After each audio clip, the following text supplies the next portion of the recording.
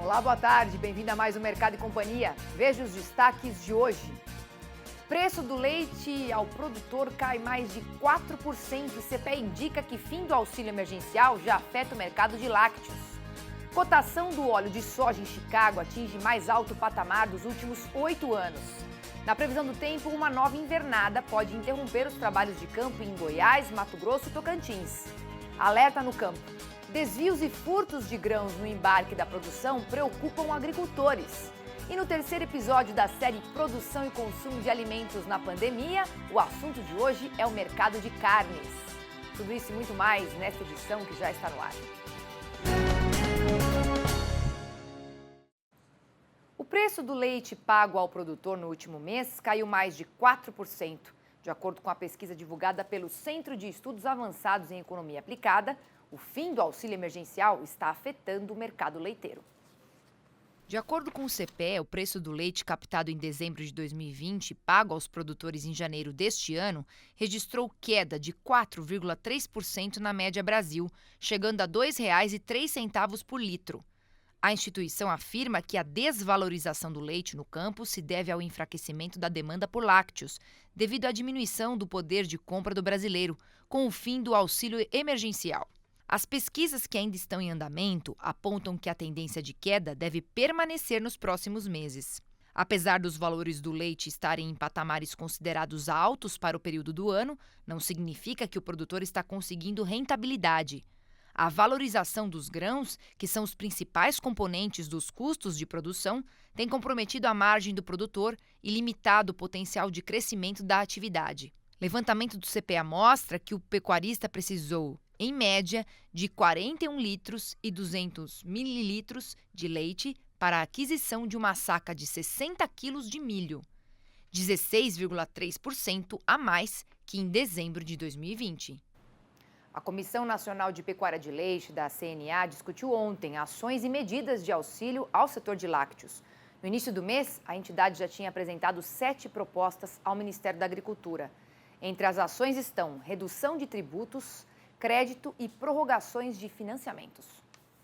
Em relação a essas medidas para redução de custos de produção, a CNA tem atuado basicamente nessa questão tributária, de isentar de alguns impostos os insumos que são utilizados para a ração e suplementação animal. E, além disso, a CNA também tem trabalhado em diversas propôs diversas medidas para que os produtores que estão mesmo em dificuldade nesse ano, em função desse aumento expressivo do custo de produção, eles possam renegociar as parcelas de financiamento que vencem em 2021. Então, em relação às parcelas de custeio, a nossa proposta é que os vencimentos de 2021 sejam diluídos em pelo menos 2 anos para dar um fôlego aos pecuaristas de leite e também que as parcelas de investimento que vencem agora em 2021 sejam jogadas lá para o final do contrato, que é um tipo de renegociação que é feito com frequência para os setores que estão em crise, que o produtor não vai deixar de pagar, mas ele ganha um prazo adicional para pagar lá na frente quando a situação estiver melhor para ele. A ministra da Agricultura, Tereza Cristina, deve se reunir hoje com deputados federais e produtores de leite de diferentes regiões do país. A expectativa é de que a ministra dê um retorno sobre alguns pedidos feitos pelo setor, entre eles a redução de importação de produtos lácteos de países vizinhos, a diminuição dos custos de produção e a isenção de tarifa de importação de maquinários utilizados na cadeia. O encontro está previsto para acontecer às 6 horas da tarde. E quem complementa as análises do atual cenário dos produtores de leite com a gente é o nosso comentarista Benedito Rosa. Benedito, o que a gente vê é o preço pago ao produtor já em queda e o custo de produção em alta. Sem auxílio emergencial e sem outras medidas que atendam o setor, qual que é a perspectiva que você enxerga de agora em diante? Seja bem-vindo, uma boa tarde. Boa tarde, Priscila Paiva. Boa tarde a todos que acompanham o Mercado e Companhia. Solidariedade aos produtores de leite, esses heróis do Brasil, do agronegócio. A perspectiva é de pessimismo. Eu, normalmente, sou otimista, normalmente acredito e torço para que as coisas deem certo, mas em matéria de produção de leite, para alguns segmentos, como os médios produtores, os pequenos produtores isolados, esses, a perspectiva é muito ruim. Não é só ruim, não, é muito ruim. E essa expectativa de prorrogar as dívidas até que melhore a situação, isso já foi feito no passado. Essas medidas que estão sendo discutidas, vamos aguardar. Oxalá a ministra tenha alguma novidade a acrescentar, não acredito. O Ministério da Agricultura tem sido irrelevante em matéria de pecuária de leite, apesar da excelente ministra Tereza Cristina e sua boa vontade com o tema, mas não tem feito nada. Os custos de produção subiram só nos últimos meses da ordem de 40% a 50% em rações, os concentrados, em medicamentos. E o preço do leite vem caindo. O Conselheite Rio Grande do Sul, do Paraná, acabaram de anunciar que o leite entregue em janeiro, que será pago em fevereiro, e também o que será entregue em fevereiro, estão com tendência de queda. Ora, num cenário como esses, apenas os grandes produtores, aliás, os produtores com mais de 10 mil litros dia estão se multiplicando, e principalmente aqueles que têm outras atividades como lavouras e podem produzir silagem a custo baixo, com escala de produção, com margem pequenas, eles têm um bom futuro pela frente, os grandes produtores de leite. Os médios tenderão a desaparecer. Uma carnificina a céu aberto é o que está acontecendo, e essas medidas paliativas que estão sendo anunciadas não resolvem problemas deles. Infelizmente, estamos assistindo, e vai continuar, uma expulsão, um abandono da produção de leite por parte dos médios produtores e os pequenos, uma parte dos pequenos com agricultura familiar, sem empregados, com apoio dos programas oficiais, como o PAA, as aquisições diretas dos produtores, garantia de renda, esses ainda persistirão. Então, o cenário do ponto de vista institucional, como eu disse, é animador para os grandes e desanimador para os médios e pequenos. O cenário de mercado aponta para preços do milho altos, crescentes, para esse ano 2021. E, além da instabilidade para saber o que vai acontecer com a segunda safra de milho. Soja, o cenário de $14 o bucho por soja. Não tem, o Brasil exportando tudo que tem. O cenário é realmente muito ruim, e essas medidas paliativas vão ajudar um pouco, mas acho que esse é o quadro, viu? Meus amigos produtores de leite, gostaria muito de dizer outras palavras, mas esse, para mim, é o cenário que estamos vivenciando. A queda na demanda, o preço que tradicionalmente cai no fim do ano, está acontecendo. E a volta do auxílio emergencial vai ajudar um pouco, prorrogar a dívida ajuda um pouco, mas o cenário continua muito ruim para os produtores de leite no Brasil. Tá certo, Benedito Rosa, com certeza sempre para o pequeno e médio produtor mais dificuldades, né? E independente de um olhar pessimista ou otimista, a gente tem que mostrar a realidade. Você trouxe muito bem aqui. Uma boa tarde para você. Boa tarde a todos. O preço do óleo de soja na Bolsa de Chicago atingiu o mais alto patamar dos últimos 8 anos. Só o contrato de março acumula uma alta de 22% em 2021, segundo a AgriSource. Nós vamos entender o que sustenta essa valorização e o reflexo nas cotações da soja em grão, que também estão em alta, com o Vitor Martins, que é analista-chefe da AgriSource Brasil. Seja bem-vindo, Vitor. Boa tarde, Priscila. Muito obrigado. Boa tarde a todos. Eu quero que você me fale o que levou o preço a esse patamar. Bom, Priscila, a despeito do que vínhamos aí traçando de cenário, né, sobretudo para o complexo de óleos vegetais, né, ao redor aí do globo, nós tínhamos um efeito que a gente tem que separar de dois lados, né? Hoje a gente tem aí um excesso de liquidez no mercado financeiro, né, sobretudo aí pelos estímulos monetários do Banco Central americano e das economias ao redor aí do globo.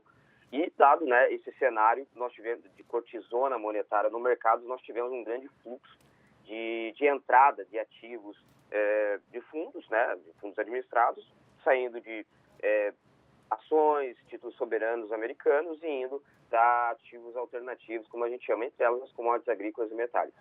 Então, isso fez com que nós tivéssemos um rally, de certa forma, generalizado, sobretudo com o fantasma da reflação, que é algo que a gente já vem conversando desde o quarto semestre do ano passado, que era a expectativa de reflação, e agora realmente a gente teve a virada de chave. Então isso faz com que os fundos realmente tenham uma alocação maciça, né? Hoje a posição somada em produtos agrícolas por parte dos fundos, né?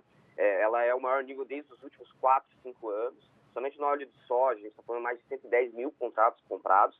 Então, a gente faz com que, evidentemente, os futuros tenham uma sustentação que ele tem dois efeitos, tá? Que eu vou passar para ti. O primeiro efeito é o efeito de primeira ordem, que a gente gosta de falar. O efeito de primeira ordem, da alta dos futuros, ele reflete na margem dos processadores. Vamos pegar, no caso, agora o óleo de soja. Dentro das usinas, evidentemente, né, com um alto custo de originação da soja no interior, sobretudo no Corn Belt, cinturão do milho americano, você tem com que encarecesse o custo de processamento, mas ao passo que, com a alta do óleo de soja, você teve um aumento da remuneração, né, do processamento agregado do soja-grão, você teve um aumento dessa remuneração por parte do óleo de soja. Então, realmente, ao passo que a gente vê nos futuros uma alta muito expressiva, se for pegar no ano já soma mais de 20%, você vê também que no interior, os preços do óleo de soja no interior, os bases internos, que a gente gosta de falar, dispararam no interior dos Estados Unidos, tá? Isso foi refletido também nas principais origens exportadoras. Se a gente for ver hoje um preço FOB estivado de óleo de soja, pegando o complexo do Rosário, né, são portos argentinos, são os maiores exportadores do mundo. Você tem ali uma alta considerável, mais de 50% em 12 meses.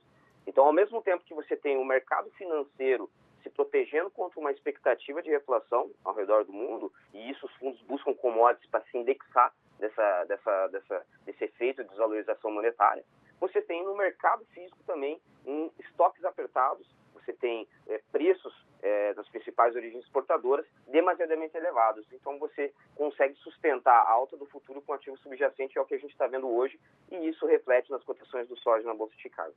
Gostei da sua metáfora do cortisona monetário para explicar, né, essa alta. Agora, falando do preço da soja, inverteu, né, o sinal e está em queda. Explica para a gente essa inversão frente às cotações registradas pela manhã.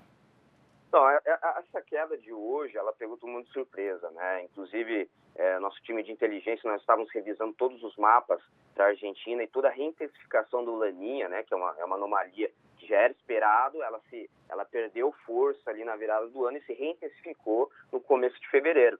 Então, o que acontece? Hoje, nós temos as lavouras argentinas em torno, vamos pegar uma avaliação de boas excelentes, em torno apenas de 19% de boas excelentes. É baixo, tá? A gente vai ter uma quebra substantiva na safra de Argentina. Mas, a despeito de termos uma intensificação do Laninha, o mercado, quando a gente está trabalhando em mercados assim, realmente muito substantivos em termos de desenvolvimento vegetativo, que é o caso hoje do R5 na Argentina, você tem que cada modelo de mapa, ele traz volatilidade para os futuros, tá? Nós continuamos com o nosso cenário altista. Hoje a nossa projeção, nossos modelos é de um bushel entre 15,50 e 16 dólares o bushel para o vencimento spot, e para o futuro é de 12,50 e hoje buscou 12, e auxiliamos muitos clientes nossos a buscarem fixações na máxima do dia.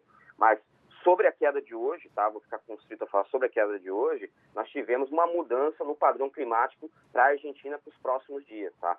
Até no começo da semana, né, a Argentina estava se encaminhando para a maior seca dos últimos 30 anos, com fevereiro, dado, né, o baixíssimo volume de precipitação. Só que os mapas, sobretudo o modelo europeu, ele mudou bem agora de manhã, isso faz o que? Meia hora, ele mudou de uma anomalia, seria as temperaturas mais altas do mês, com fevereiro, para o início de metade de março, onde 50% das lavouras estão em enchimento de grão. Ele mudou agora com um clima bem chuvoso, tá? Chuvas bem-vindas, sobretudo para o sul também aqui do Brasil, e as principais províncias produtoras da Argentina ali no centro, entre Córdoba e Buenos Aires, elas, pelo que tudo indica, né, o modelo europeu, elas terão ali boas chuvas vindo ali até o dia 10 de março, tá? A gente tem que acompanhar porque clima é clima, né? Como a Desirê falou, a gente está tendo muita virada, é um ano de anomalia, não podemos subestimar o efeito de uma quebra da Argentina, sobretudo na continuidade da disparada do iShare, isso a nível global, que hoje é a maior nível dos últimos 5 anos, certo? e, claro, no farelo, que remunera hoje mais de 2/3 do preço da soja. Tá certo, Victor. Muito obrigada. O clima novamente, né, pautando um pouco o mercado. E a gente vai trazer sempre aqui todas as informações aqui do que podemos esperar para março. Obrigada pelo seu tempo aqui conosco. Eu que agradeço, tá? Bons negócios. Obrigado. Sentiu falta de algum conteúdo? Acesse canalrural.com.br.